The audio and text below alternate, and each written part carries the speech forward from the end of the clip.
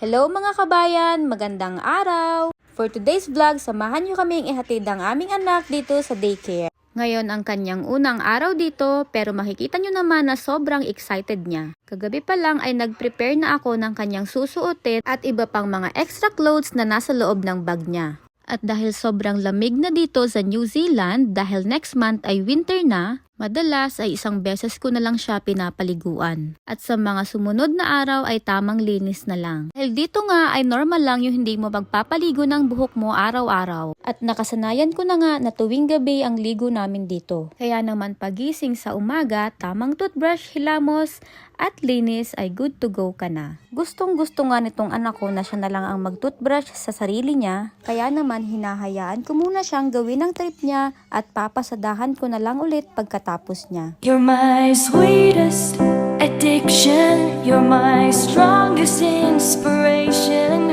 and I love you.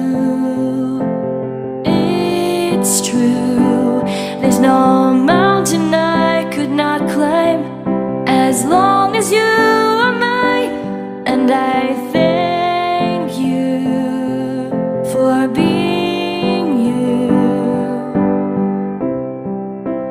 I'll be your best friend, I'll be your guide whenever you need me. I'll be by your side. I love you more and more and more each day. I love you more and more and more than I can say. You're my sweetest addiction, you're my strongest inspiration, and I love you. It's true, there's no mountain I could not climb as long as you are mine, and I thank you for being you. Been waiting for you all my life. You are my dream come true. You're the light in the dark, unsad world of mine. I'd be lost if not for you. And I love you more and more and more each day.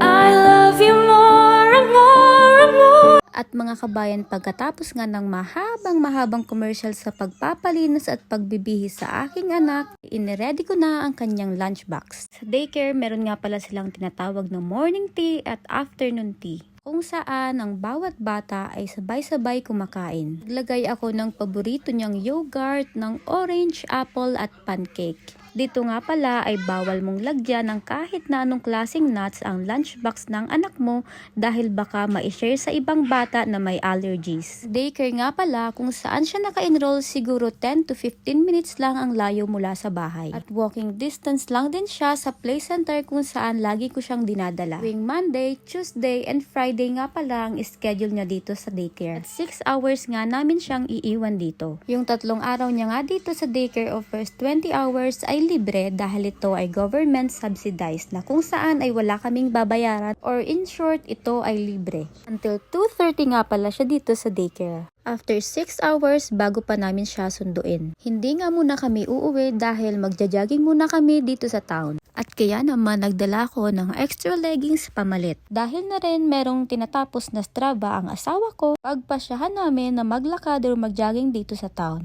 Having a small talk and sincere conversation with your partner is one of a kind. At ano nga ba ang isa sa napag-uusapan namin? Gusto nyo bang malaman mga kabayan? Ito na po, Verge Burger. Sabi nila hindi raw kumpleto ang punta mo sa Queenstown kung hindi mo matitikman ng kanilang signature burger. So yung 30 minutes na jogging ko ay wala rin.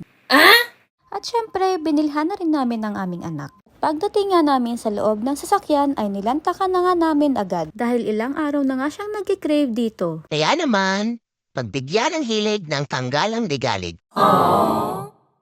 At sino ba namang hindi gaganahang kumain sa ganitong view? At pagtapos nga nito ay uuwi muna kami ng bahay at doon muna magpapalipas ng oras habang iniintay namin mag 2:30 ng hapon. Tamang movie marathon at video call sa Pinas. At siguro meron din kaming 2 hours dito sa bahay bago sumundo. Pagdating nga namin dito, tingin ko naman ay sobrang nag-enjoy siya. Nakakatuwa lang dahil unti-unti na siyang nakakapag-adjust. Salamat sa panonood mga kabayan. See you on our next vlog!